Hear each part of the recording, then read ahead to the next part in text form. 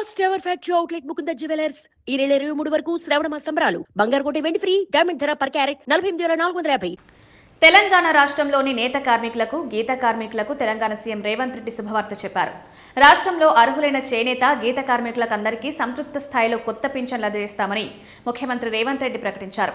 హైదరాబాద్లోని ట్యాంక్ బండ్పై ఏర్పాటు చేసిన సర్దార్ సర్వాయి పాపన్న గౌడ్ విగ్రహానికి ముఖ్యమంత్రి రేవంత్ రెడ్డి నిన్న సాయంత్రం ఆవిష్కరించారు. ఈ సందర్భంగా సీఎం మాట్లాడుతూ బహుజనుల హక్కుల పోరాటంలో పాపన్న గౌడ్ వీరుడని కొనియాడారు. ట్యాంక్ బండ్కు వచ్చే ప్రతి పర్యాటకుడికి స్పష్టంగా కనిపించేలా ఈ స్థలాన్ని తానే స్వయంగా ఎంపిక చేశానన్నారు. ఇదే సమయంలో బహుజనులకు తెలంగాణ ప్రభుత్వం ఇస్తున్న సంక్షేమ పథకాలను గురించి వెల్లడించారు.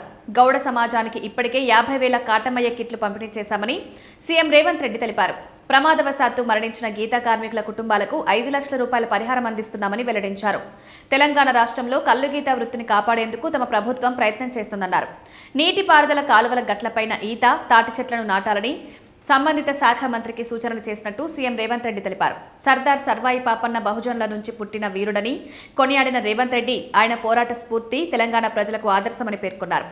ఆగస్టు 22న సాయన్న జయంతిని కూడా అధికారికంగా నిర్వహిస్తామని రేవంత్ ప్రకటించారు. కుల వృత్తులను గౌరవించాలని, ఇదే సమయంలో పిల్లలను తప్పనిసరిగా చదివించాలని రేవంత్ రెడ్డి సూచించారు. ప్రభుత్వ పాఠశాలల్లో పిల్లలకు కావాల్సిన అన్ని వస్తువులను కల్పించామని, నాణ్యమైన భోజనం, పాలు, రాగిజావా అందిస్తున్నామని తెలిపారు.